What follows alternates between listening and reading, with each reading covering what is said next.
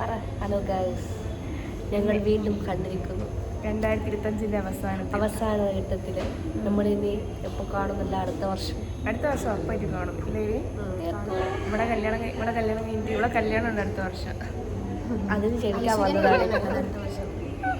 അതെ അതെ അതെ. ഓക്കെ, എന്നിട്ട് എന്താ പറയുന്നത്? ഒരു അഡ്വക്കേറ്റ് ഉണ്ട് പൊണ്ണത്തടി, പിന്നെ ഒരു പൊണ്ണത്തടി നമ്മുടെ സംസ്കൃതത്തിൽ ഒരു ഇതുണ്ട്, എന്താ ഒരു സ്വർണ്ണക്കടയുണ്ട്. അവിടെ ഞാൻ ഗോൾഡൊക്കെ വാങ്ങിച്ചത് അവിടെ നിന്നാണ്. അവിടുത്തെ അമ്മായിയപ്പ ഡ്യൂട്ടിയിൽ വന്നിട്ടാണ് നമ്മുടെ കോപ്രായങ്ങൾ കാണിക്കുന്നത്. എനിക്ക് പോകാൻ നോക്കാം. ഇഷ്ടമാണ്. 9 മണി ആവാറായി, നമുക്ക് പോകാൻ സമയമായി. അതായത് ആന കയറുമ്പം പോലെ ഇരിക്കും കല്യാണം കഴിച്ച ചെക്കനെങ്കിൽ.